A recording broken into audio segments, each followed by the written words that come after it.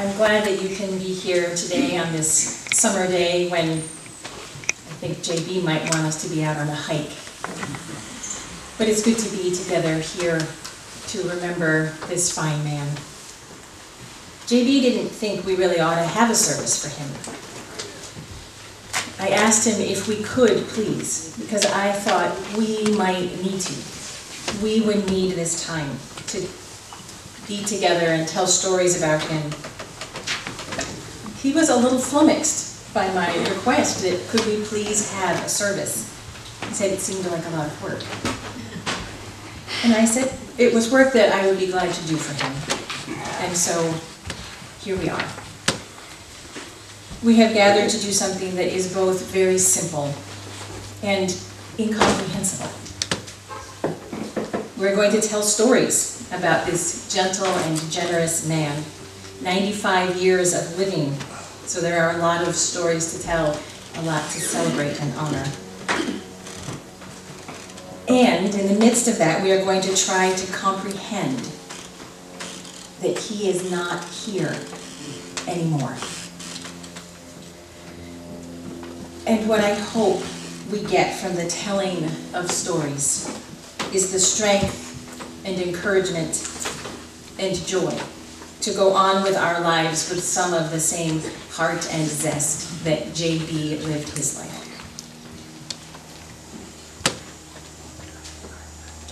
I invite Alice and Hartley to come up and light our chalice this morning. And this chalice flame will stand for this congregation and this tradition which JB so enjoyed.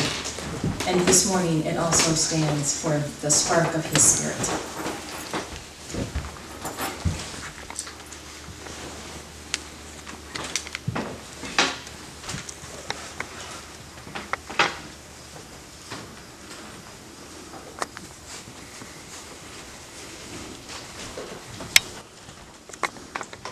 I invite you to join in singing hymn 21, For the Beauty of the Earth.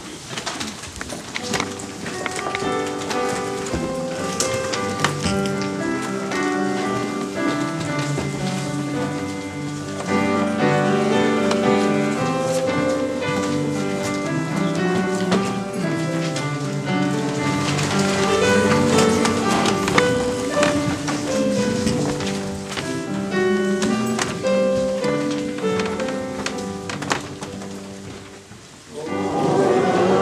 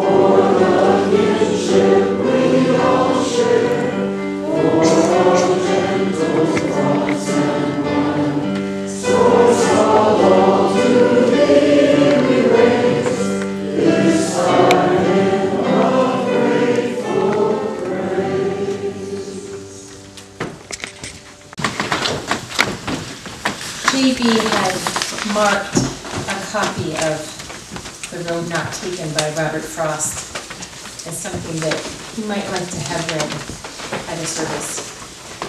And it seems, of course, very fitting as a man who liked to be out on the trails, out walking in the woods, seeing which way the road went. It seems fitting to read this for him.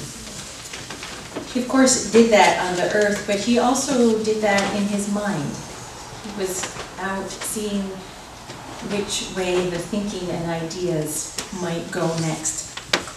So he traveled down roads in many ways.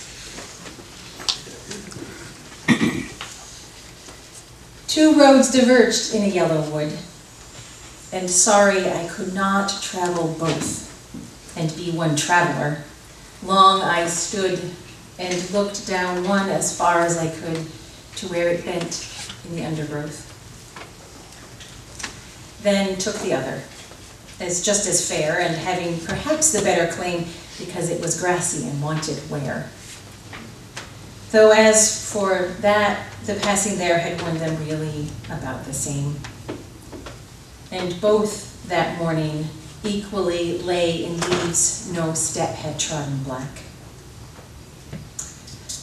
Oh, I kept the first for another day, yet knowing how way leads on to way, I doubted if I should ever come back. I shall be telling this with a sigh, somewhere ages and ages hence. Two roads diverged in a wood, and I took the one less traveled by, and that has made all the difference.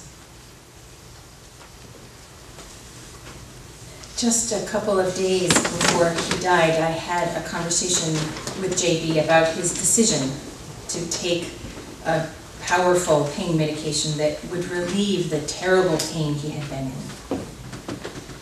And he knew that it meant that he might no longer be conscious and that it might, in fact, hasten his dying. And I told him that I thought the choice was a good one, that he was suffering, and I thought that it was kind to ease that suffering. He didn't respond to me for a long time, but after a minute he said, "It's interesting that you say that." "Which part?" I asked. "It's interesting that you bring kindness into this decision," he said.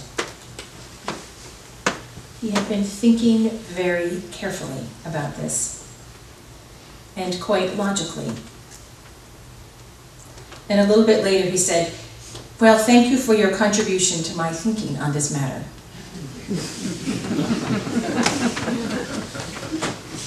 And the conversation was done. It was quintessential JB. Thoughtful, thorough, and kind without even realizing it. He was also clearly aware of the tenderness of life in that moment, which was also quintessentially JB, willing to show his love and his tears. We'll miss all this about him. I invite you into a moment of shared quiet to honor the kindness that JB offered you, to feel that tenderness, that pain of losing each other, and the sweet gift of this living.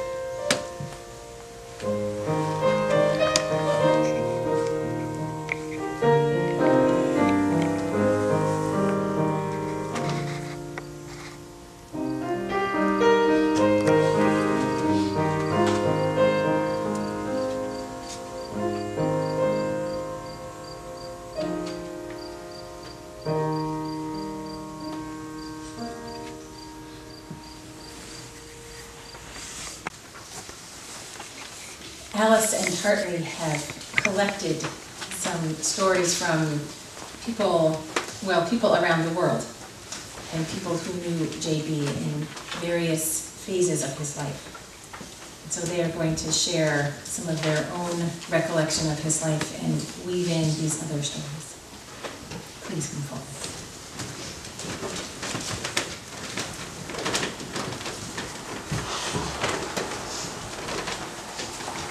Good morning, everyone. Thank you so much for coming.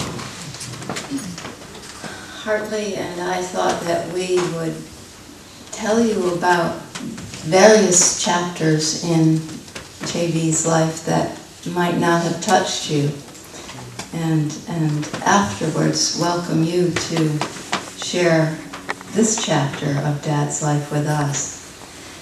So, I want to start back in 1922. He was born into a family with 2 older sisters, and he always said in a slight complaining tone that it was just like having 3 moms. So they did their best to raise him right, but he was a bit of a prankster. You'll see on the back page of your little memorial program today that even as a high school graduate, he was very mature. So perhaps that can be attributed to having 3 mothers, but he was, he enjoyed telling us all some of the pranks that he pulled as a youngster. And so one of the things that was that he and his buddies around, he grew up on the outskirts of Boston, Newton area, and he had a group of neighborhood children that he enjoyed, and they put up a little telephone network. So already an engineer in grade school, he and his buddies put together this this wire and receiver telephone network that stretched back and forth across the street and through the trees and ran into his mother's kitchen.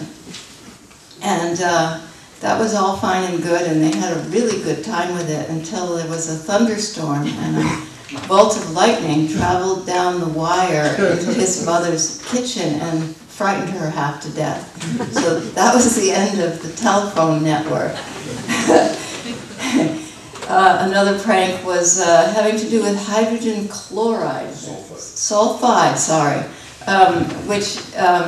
with which he and his buddies managed to build stink bombs that he would leave on the doorsteps of people that weren't kind to the boys, I guess, and enjoyed that immensely until something happened. They were constructing the stink bombs in the cellar of his house, and the fumes escaped in some way. Perhaps Hartley remembers more clearly the story, but the fumes from this chemical came up and turned every bit of silver in the whole house black. Somehow his parents found out who'd done it, and he had to spend an inordinate amount of time polishing silver after all that. The more serious prank, at least in my view, was he found something called torpedoes, little things that they use on the train tracks to signal the engineers that they have to slow down. It's little explosive devices on the train track that the railroad people used, and he and his buddies found a box of them. and they had a much more profound effect on the trolley cars, which were much smaller and lighter. So they got to putting them on the trolley car tracks and then peeking out from behind some building to see the trolley cars hit these things. It would go off like a shotgun, evidently, and all the people would pour out of the trolley cars, and the police would come, this is high entertainment for JB and his buddies as a youngster.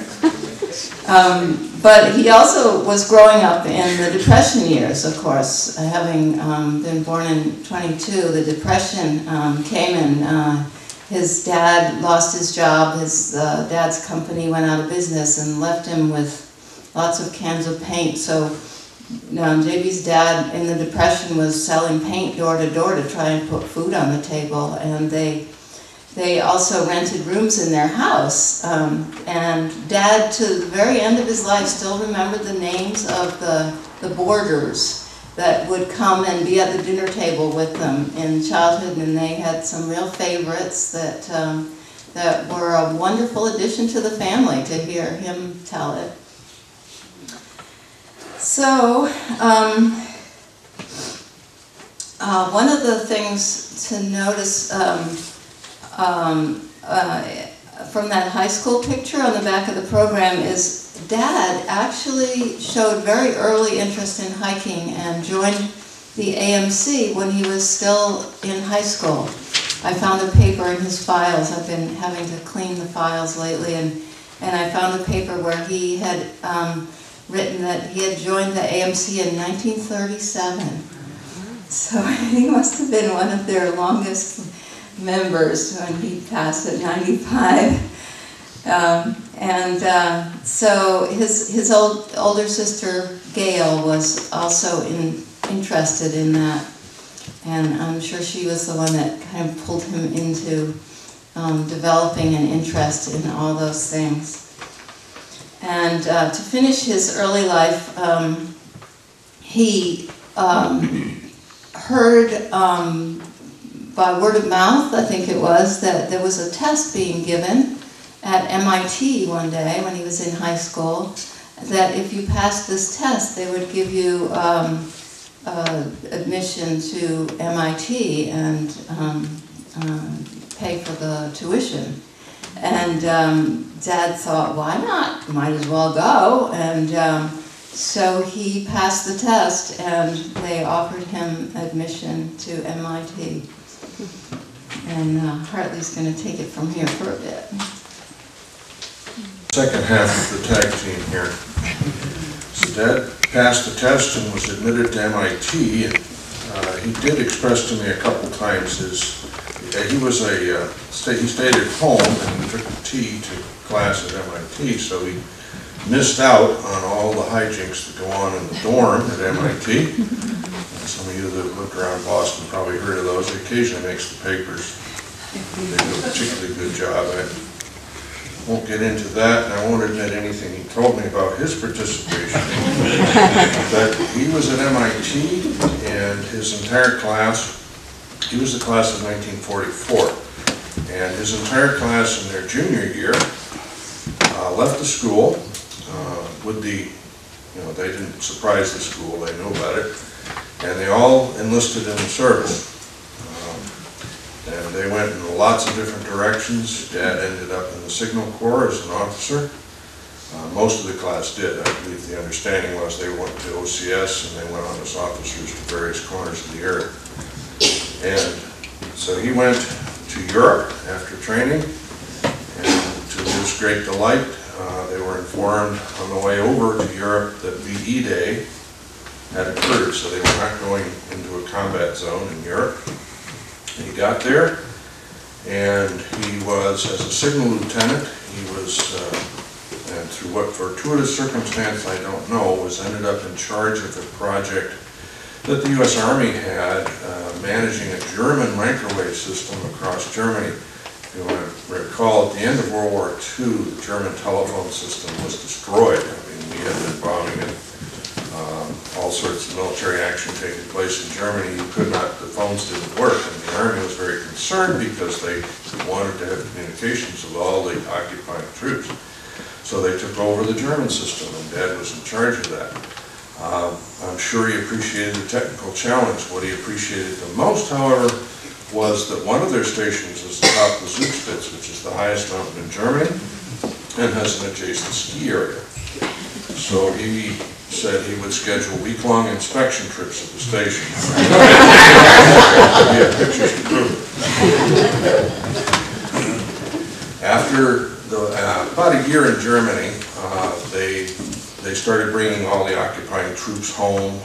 They sent a few to the Far East, but most of them were demobilized, right, and sent home. So this happened to him. He rode a ship back, which there are stories about. We even have a picture of him on that ship. We tracked it down to see what it was. And he returned to Boston, took up his education again, and he graduated, being class of 44, he graduated with the class of 45/47, because the class of 45 had done the same thing. They had all left school and enlisted in the service in World War II. So I was confused when people said, well, he was class of 44. Well, I always saw him wearing a class of 45/47 reunion shirt. I figured that out. But he was in the class of 44 at MIT. Now, after the war, Alice gets to take over again. Some very nice moments creating our family. Thing to tell about after the war is he really got going with his AMC activities, and but immediately the first thing was once he graduated, he and 3 buddies took a Model A Ford with the rumble seat. So if you're familiar, this is a 2-person car. So the 4 of them drove from New York to California and hiked the John Muir Trail and Mount Rainier and Mount Whitney and various other western trips, and drove all the way back again, and had amazing adventures, because of course the rumble seat isn't covered, so as soon as a thunderstorm would come, the 4 of them would have to be in the front. So it was quite an adventure for them, and we have some wonderful pictures of them out and about out west after college. The AMC activities really got going. He became a trip leader. He got certified. Some of these patches here, he's a, help me out, Hartley, he's a class 4 trip leader. He did mountaineering and rock climbing and cross-country skiing, where you go up with the skins and then come down. Canoeing was a big whitewater canoeing. Before kayaks became popular, he always was out on the rivers canoeing. And in fact, where I lived in Vermont for 20 years and raised my family, they ran that river each year in the spring, even before he knew Mom. And they said it was the only route there where the canoes would have to stop and pull the cars out. It was a dirt road. Anyway, it was a very adventurous time in his life, and through his AMC connection, he went to Pinkham Notch. He was friends from previous trips with the cook there, whose name was Tex, and so he went in to say hello to Tex one day, and Tex served him with a piece of chocolate cake. And when he got partway down with the chocolate cake, Tex said, "Would you like to meet the person that made that chocolate cake?" And that was my mom. She had a summer job working at Pinkham Notch, and after that he invited her out hiking, and that was the beginning there. Dad and I went back there last fall, meaning to put some of Mom's ashes around there, and they treated him like an absolute celebrity because he knew Tex, and they wanted to hear all his stories. And We got so distracted we forgot about the ashes. So Hartley and I have to go back. Are you remembering something else about the mom and dad meeting, Hartley? It looked like it might. I was about to say a very trite phrase you've all heard, the rest is history. But yes, the White Horse Ledge, which she was just talking about, is the first place Dad took Mom rock climbing. And evidently she did well, because he apparently proposed to her that evening. So that was a very significant place. Those of you from Riverwoods who've been past the apartment recall the picture that's to the right side of the door as you face it. It was painted by Arnold Leahy of Dad rappelling. That happens to be White Horse Ledge as well. So now we want to do something. We have several readings that people who couldn't make it here today wanted to contribute. And the first one, Stephanie is going to read a little piece from Billy Stuke. And Dad had a best friend in the AMC, and his name was Whit Stuke. And Billy was enough older than Hartley and I, so that he got taken on some of these wild adventures of Dad when we were still too young. So Billy Stuke, thank you, Stephanie. Memories of JB. I met JB around 1950 when I was 5 years old. My dad had joined the AMC and JB was also a member. I remember camping out in the living room of JB and Dorothy's apartment in Seymour, Connecticut, on the way to a weekend AMC canoeing or rock climbing outing. I never took to either of those activities, but I did fall in love with skiing, hiking, and camping, and it was through these activities and my dad's blossoming friendship with JB that I had extensive contact with him over many years. One of my fondest memories of JB was his overt expression of joy when having a good time while skiing. A specific recollection is his plunging down the little head wall of Mount Washington over Washington's birthday weekend in 1958.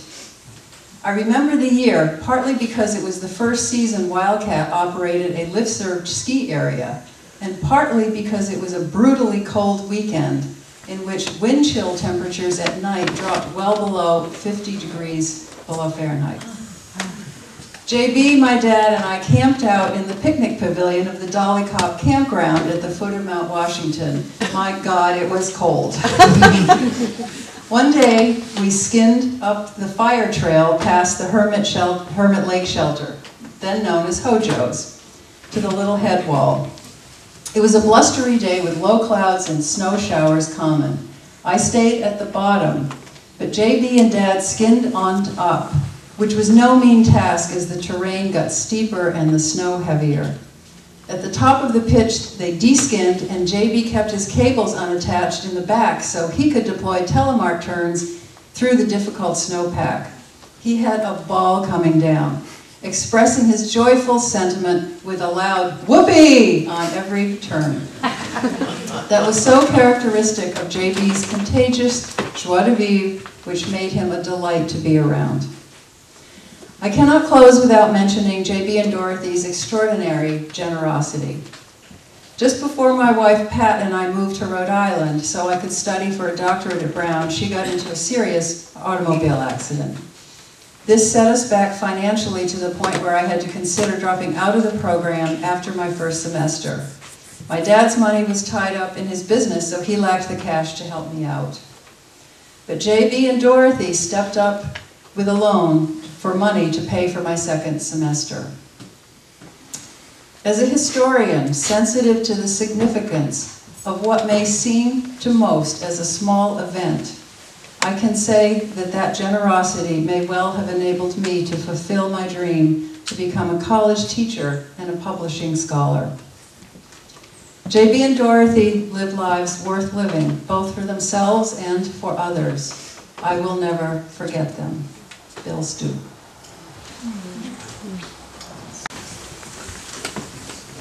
That brings us to Bethany, Connecticut.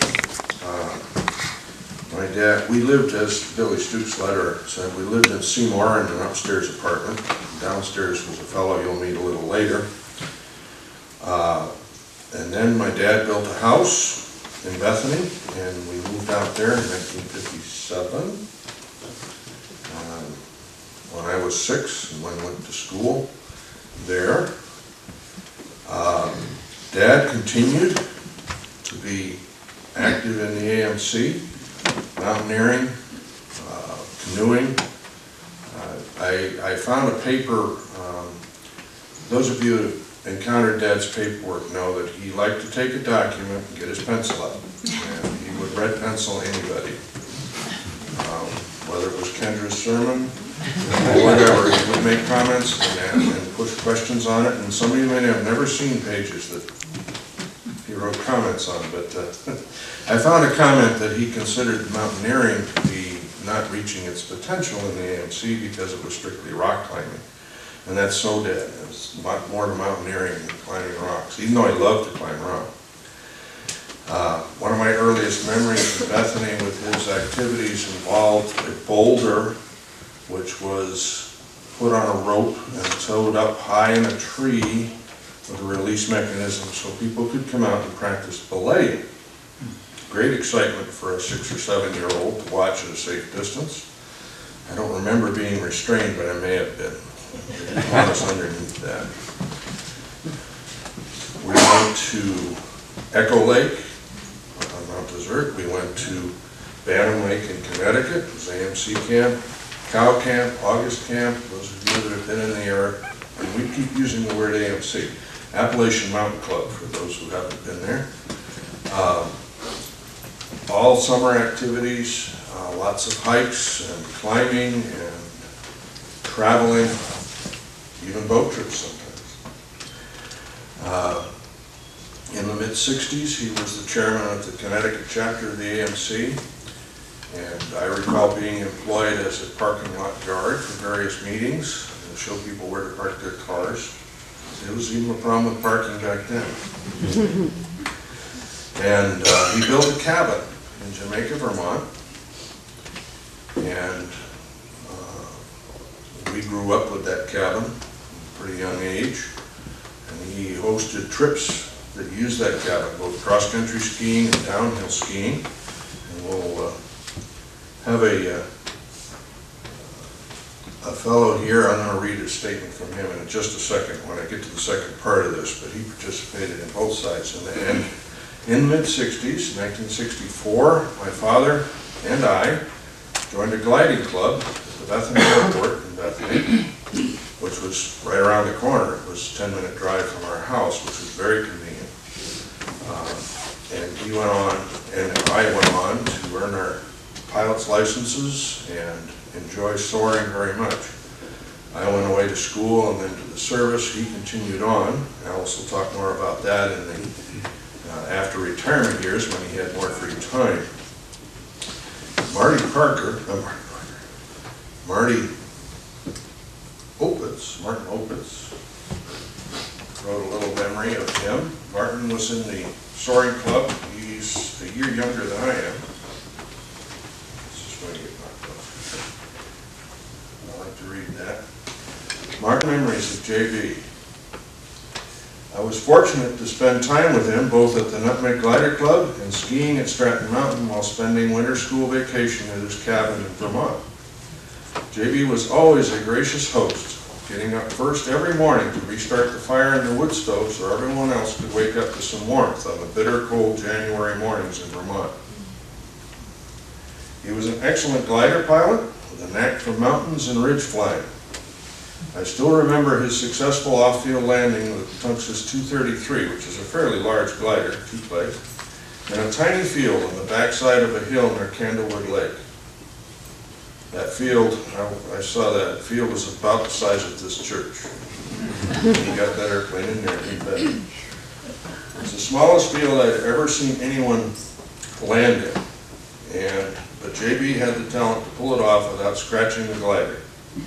He was a regular at the encampments where Nutmeg Club would travel to Springfield or Sugarbush, Vermont, and also Mount Washington, New Hampshire.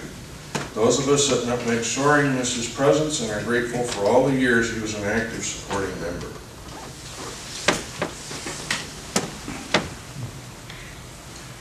we have a couple of other contributions from afar. Tony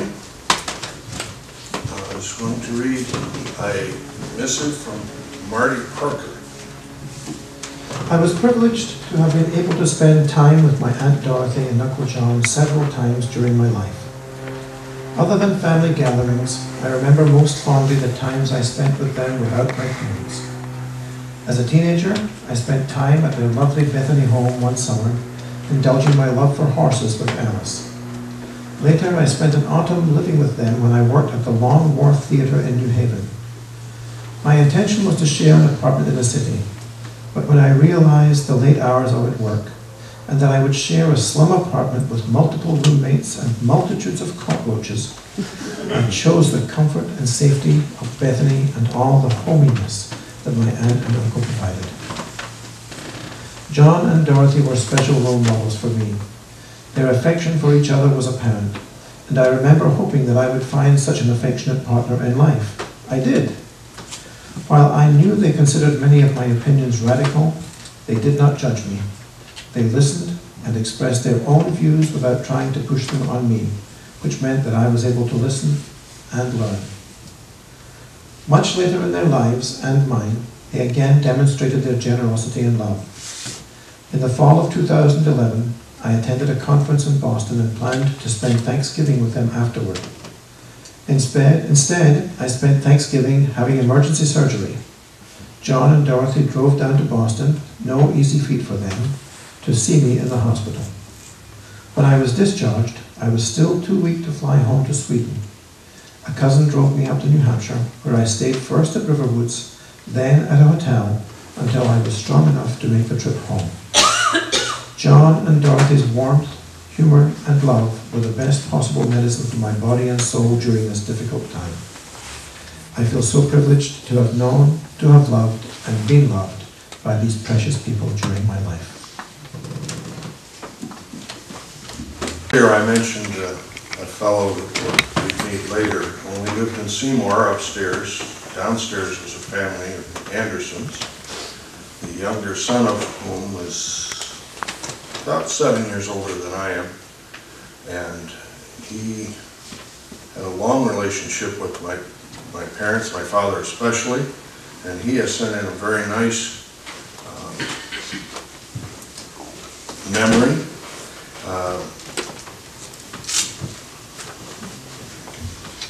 Johnny Anderson was like a brother, is like a brother. He lives out in California now. We have gained an additional, that says Kendra. Oh. We've gained an additional sibling, and now he has a son and lovely daughter-in-law, and he's very much a part of our core family. I met Johnny Anderson when Dorothy died, and he was introduced to me as the other son. He says, "My parents, my brother, and I moved into the lower floor of a duplex in Seymour, Connecticut in 51 or 52 when I was about 7. It was enough in the distant past that the exact date doesn't much matter. The Gardners lived in the upper unit. Hartley was just a baby and Alice wasn't born yet. I was a budding child scientist. JB, as an M.I.T. trained electrical engineer, was my Mr. Wizard. I routinely peppered JB with questions whenever I saw him. As Hartley and Alice grew older, I gradually infiltrated the Gardner household.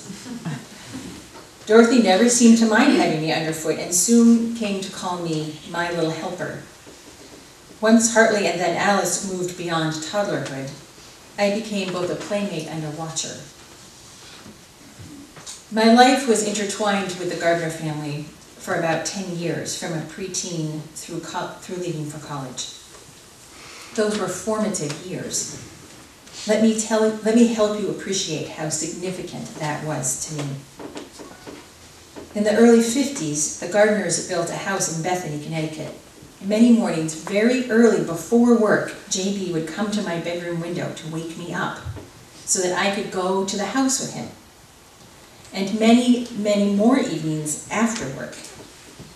Even at 10 or 11 years old, I was given the opportunity to do adult-level work. We put in a power line, surveyed the building site, built forms, and poured concrete. Hammered a lot of nails, soldered plumbing, and wired the house. I wired the majority of the outlets and switches in that house. Tasks that might now be considered child endangerment built my confidence. JB was a font of knowledge in the things that interested me. One of those was astronomy. Dark evenings after working on the house, JB showed me most of the constellations that I know. I saw the rings of Saturn for the first time through the surveyor's transit that he brought home. As an electrical engineer, JB would feed my interest in electronics, although most of the answers that he gave me were over my head. I was interested in building rockets and had real rocket science books with complicated design formulas in them. JB taught me how to calculate those formulas, and in particular, how to handle the fractional powers they contained. I learned how to manipulate numbers with different bases when computers came along. Binary numbers were then no mystery.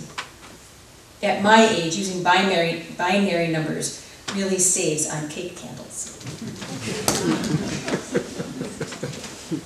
The high school in my town was academically deficient. The one that served Bethany had a program for kids with special talent. I was admitted to this program largely because I had demonstrated a proficiency in the use of logarithms. And you don't need to guess how I learned logarithms. That program was a stepping stone to a good college. As the babysitter, I was brought along on Gardner family vacations. I remember most of the times at the Appalachian Mountain Club camps. Yes, I did spend a lot of my time looking after Alice and Hartley, but I also went on many hikes. As a kid from a small town, the opportunity to hike miles of wild country, climb mountains, canoe, and rock climb was both liberating and a builder of my confidence. By the time I was in high school, I had what many of my classmates would have called adventures. To me, they were simply things that I knew I could do. Much of what I just said are things you would think parents would ordinarily do for their own children. But Dorothy and JB were not my parents. They had no obligations to me. They did those things anyway. I missed first Dorothy, and now I'll miss JB. They somehow avoided the hardening of attitudes that can come with age, and their thoughtful and informed opinions, their moderation, and their participation in the communities around them set an example for me and for everyone. So that chapter, we called it the Bethany years, and that's a long span of years where they were in the Bethany house. Do you remember how many years they were there, Hartley? They lived in that house 50 years to a month. 50 years in Bethany. And during that time, Dad did a lot of trails work there, and I found a plaque when I was cleaning out things in his apartment that they had given him, and named all the trail system after him. And as their health began to have little problems here and there, and they weren't satisfied with the local hospital there, and they started looking around for a senior community. And they came out to California, where I was, and actually got on a couple waiting lists out there and looked around Connecticut. But one of Dad's gliding buddies, Hank Snow, right? was a Riverwoods resident, and Dad came up to visit one time, and he took one look at Riverwoods, and because he'd gone to a lot of different communities already, he knew a good one when he saw it, and that was it. I got the news. Nope, we're going to New Hampshire. Before that moment, though, I just want to backtrack a little bit. He retired early, Dad did, from his job in Keyright. We didn't actually talk too much about that. He had a job for a cable making company, Specialty Cables, in Connecticut. That was his main career. And a lot of his colleagues at work had stayed long and died within a year of retiring. So I actually remember him thinking about it and trying to make a decision, and he ended up retiring at 60. And so from the age of 60 to 95, Dad had a great time. Did a lot of things, and they did some traveling. We have a whole branch of our family up in Alaska, and they have some wonderful pictures of their visits up there to Alaska. They went to Switzerland with an MIT alumni group, and that's where that picture was taken. They went to Bermuda and hired mopeds and zipped around Bermuda for a while. Of course, Hartley and I weren't there for all these things, but we're just reporting that they had a good time, and a long good time. Went to Paris. Dad decided at one point to take up windsurfing. That was a laugh. He never really did get good at that, but he tried hard. You know, with windsurfing, it's like the board with a sail, and if you're not good at it, you just basically keel over. So we all had a giggle over that. He continued hiking and soaring. I'd say those were the main things when he was not traveling. I have a wonderful little contribution from a man who was one of his best friends in the soaring group that he had long been a member of, John Boyce. And Leslie is going to read John Boyce's contribution, but I want to first say that John was a professional pilot, so take his comments in that light. When we moved to Bethany in '63, I quickly joined the M.I.T Soaring Association late in '64. J.B. joined the next day. And so began a long association that ended many years later. He took to flying gliders like a duck to water, going solo in an incredibly short time and progressing rapidly to private pilot glider rating. He once told me that the hardest thing he had to learn was that gliders didn't steer like a sled, and the use of the feet was the opposite. JB was soon the president of our club, contributing immensely in many ways for the years he was a member. It wasn't long before he and I formed a smaller group within the club to buy a higher performance ship, eventually sharing with Joe Murphy, Hank Snow, and me a Pick 20. Looking to expand our soaring opportunities, JB, Joe, sometime in the 80s, started the tradition of the Spring Soaring Safari to explore other sites farther south that provided soaring opportunities denied us by the long New England winters. JB, Joe, Fred, and I were known as the A-Team for leading the way. The tradition was carried on for numbers of years, eventually including as many as 8 sailplanes and 11 pilots. Whenever and wherever new soaring adventures appeared, JB would be leading the pack to try new experiences. Admired and respected by all of us who flew with him, and a hell of a good pilot. John Boyce. Last night, and Hartley is speculating that he's actually older than Dad.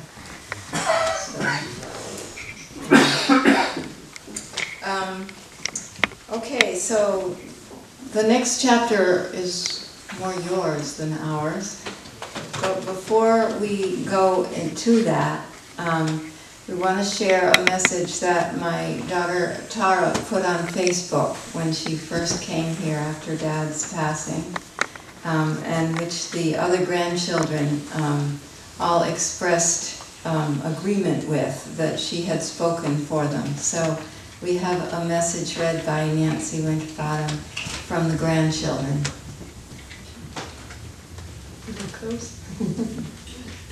My grandpa passed away last Saturday evening.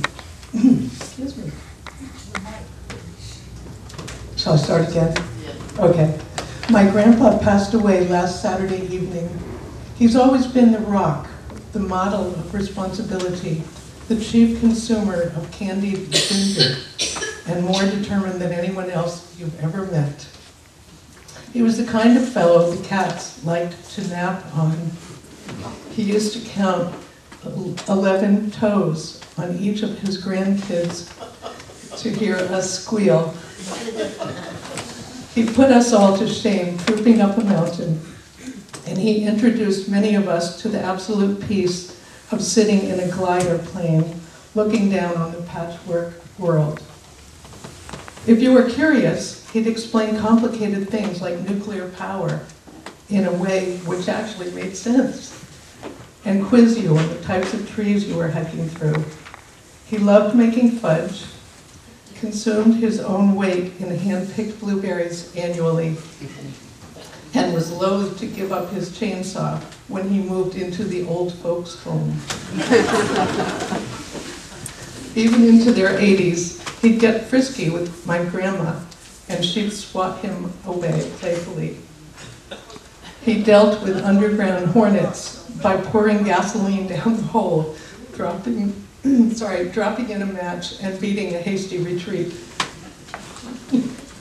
He loved to fight about politics, scale rock faces, wear socks with his Birkenstocks, and make slightly inappropriate puns, which I think he assumed the grandkids wouldn't understand.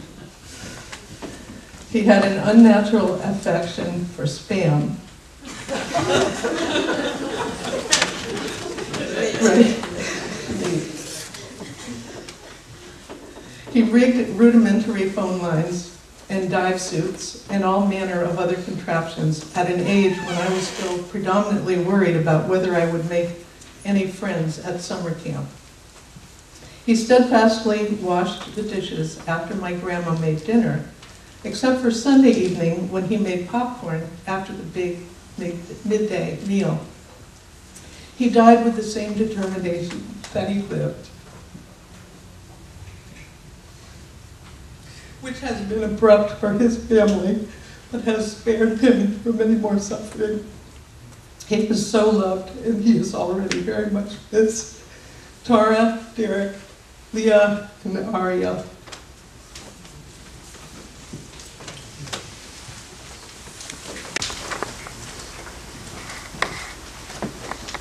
This piece of music that we will hear now is a piece of music that JB also marked as something that he would like to hear if there was a service for him.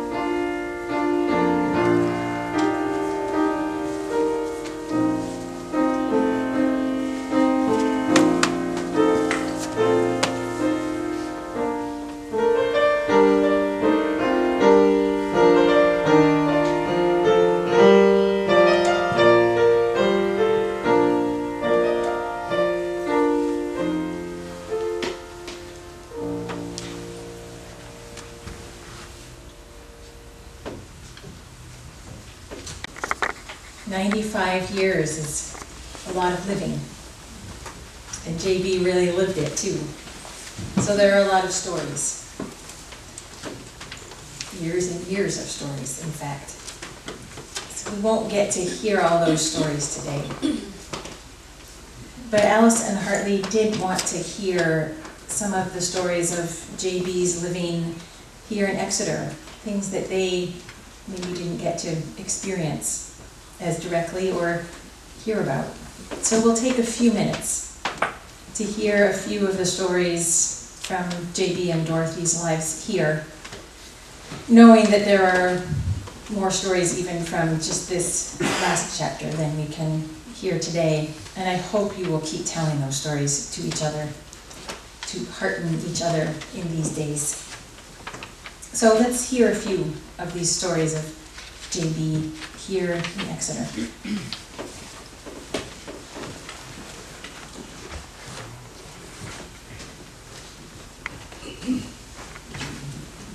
Hi, I'm Jim Weber, a friend of JB since over the last 10 years, and a man of great talent. Now, the title of my tribute is Lighting Up a Shed with JB Gardner. 3 years ago, JB volunteered to connect electricity to the chicken coop next to the barn. He scouted, he planned, he developed a materials list, he deposited his tools, he showed up, he went to work, voila, the lights went on, and he said, I'll be damned.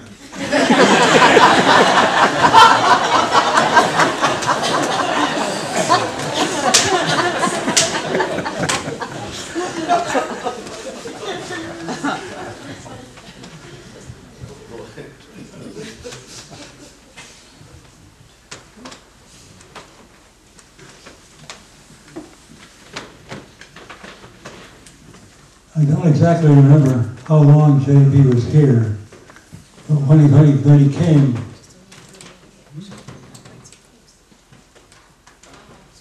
I'm being corrected. But we had formed early on.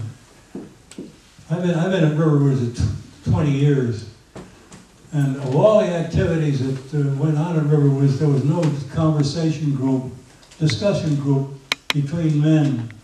And so another fellow and I said, let's form one.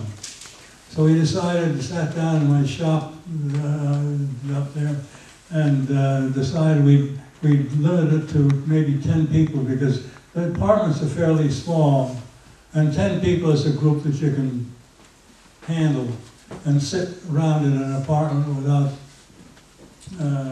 being overcrowded. So we did. And we had set who should we get into this group? Well, first of all, people we like. Second of all, people who didn't take, and this is a while back when people were doing this, the whole winter in Florida, or the whole summer in Maine, so they'd be there. And let's not make it a weekly affair. Let's make it every other week. So it's because there's so many things out there, so many committees out in Riverwood you could shake a stick at. So we formed this group, and we had people. Well, none of us are chickens, so we knew that there'd be people in our group who would pass on, and we'd have to replace them. So how you replace them? Well, there were three things. Somebody who likes, somebody who stays around, and then the third one was somebody who won't take over the group, rattle on, and you can't shut them up.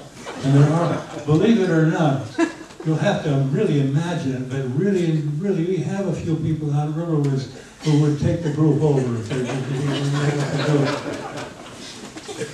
So anyway, long about 7 years ago or so, we had people passed. I don't think there's only 2 or 3 of us left from the original group. But people passed, and we'd have to decide among the 8 or so of us left who we should ask. And it came time when JB had just arrived at the place, he was a candidate. Oh, he was a nice guy, and he was smart and well-written, and let's ask him. So we did, and those of us who asked were suddenly very gratified because he fitted in like a glove.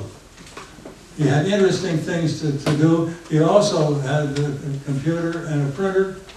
Of course, that's the thing that you get information from, and you come into the group meeting with a whole sheaf of printouts from your printer about the subject. Because the way we worked it, a moderator would choose the subject and go to Google and get the paperwork involved in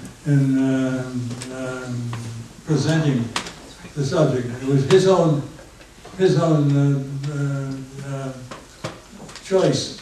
So we had varying different subjects over the course of the years, and this thing is still going on. We had a meeting the day before yesterday, Friday, one of our 2-week meetings, and JB, we joined hands with each other, and I gave him a prayer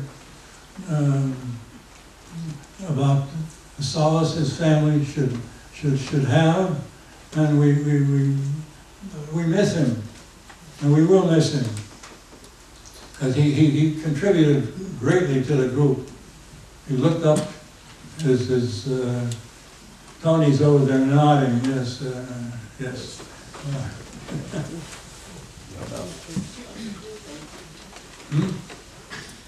Oh, I'm being escorted over.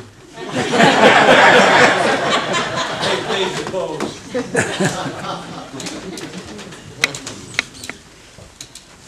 Thank you. In spite of John's aversion to committees, I would like to commend JB for his service in many ways. He ran a men's breakfast committee, which was going strong when I first came here. He was always on the Trails Committee, working like a beaver.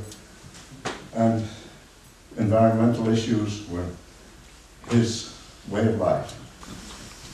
Thank you, JB.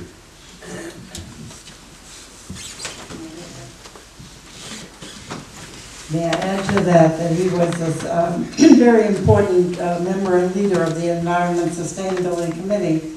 And within the last year, he made a trip to, I think it was South Carolina, to look at an electric bus, which we are still hoping something like that to acquire.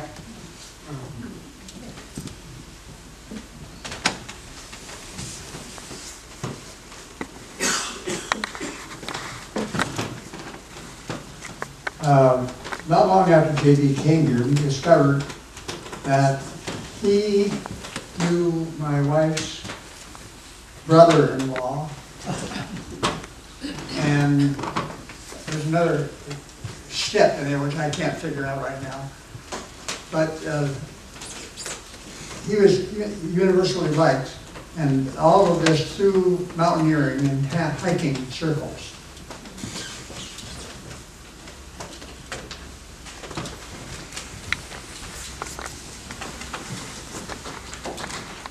Sylvia, and I remember JB as a very strong listener, and when he felt ready, he was the one to ask the thought-provoking questions. The members of the Social Justice Committee were fortunate to be part of his life and to hear his wonderful questions, and we'll miss him deeply.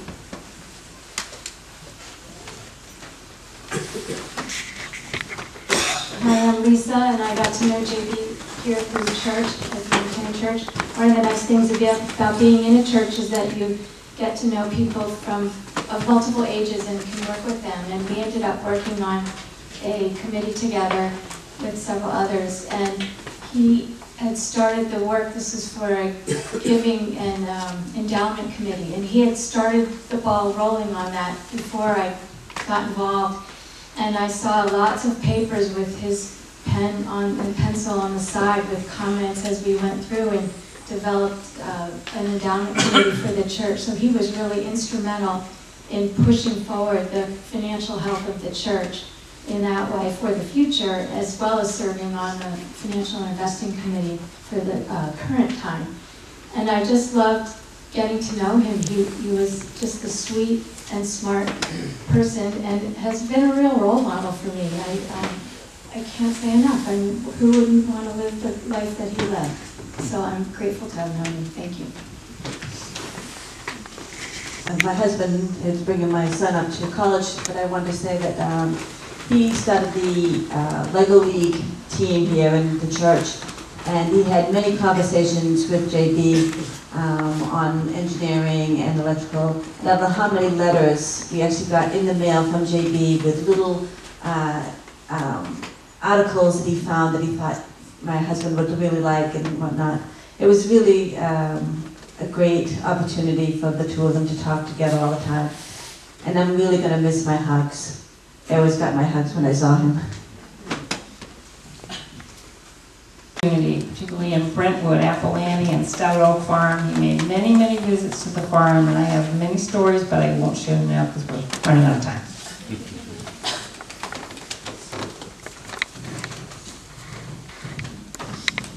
My name is John Flackett, and for 8 years, I think, we had another group, men's group here, and with Jim Weber and Jerry Goddard and Tom Rogers.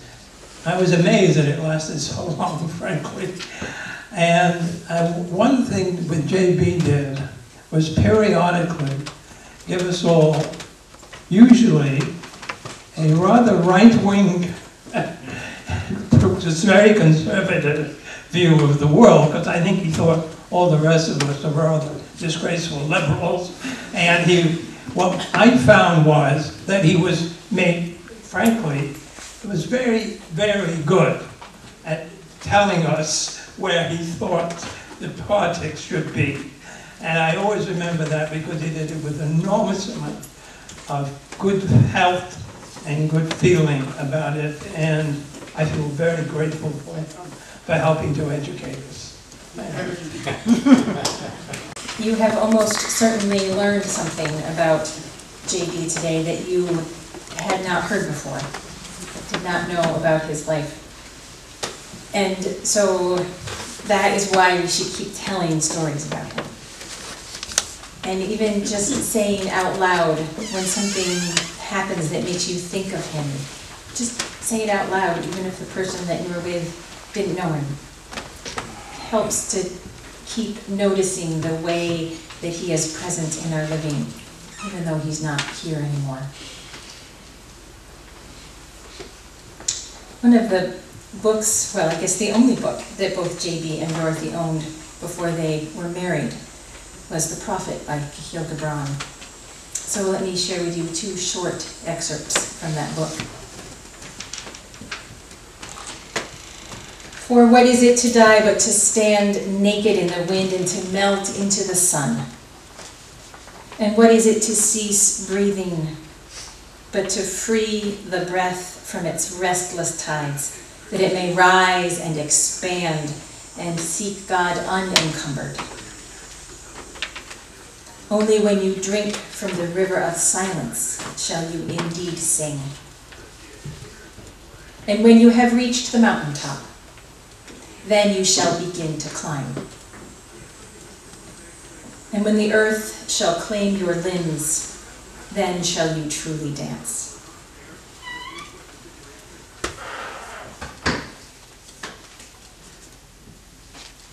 And from Gibran's piece on joy and sorrow. When you are joyous, look deep into your heart, and you shall find it is only that which has given you sorrow that is giving you joy.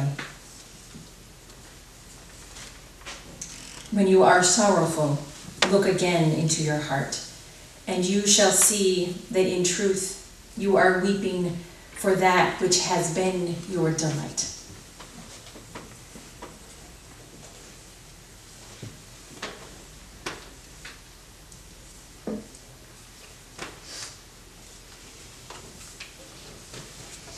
I invite you to join in singing a song that JB and his family sang together around campfires.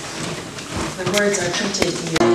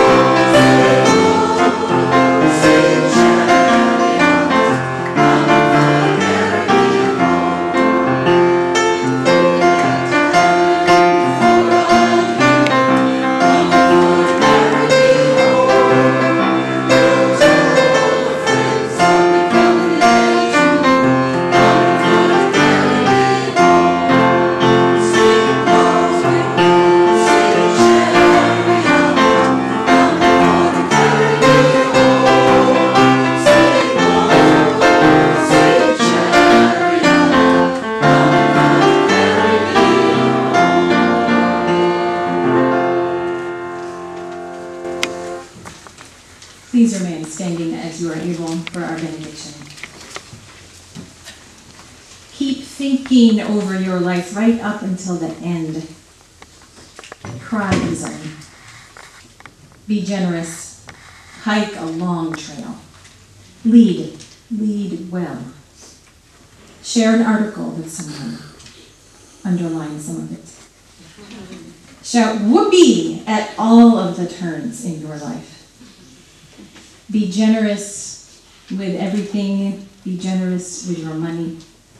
Ski a steep trail. Use your money for good things. Sing around a campfire. Keep learning how to live in a changing world. Eat candied ginger. Take people in. Live without pretense. Learn some interesting scientific information and keep a twinkle in your eyes. Fly in the glider. Offer to help. Be kind. And then JB's kindness will live on in you and continue to be a gift for this world. Go in peace.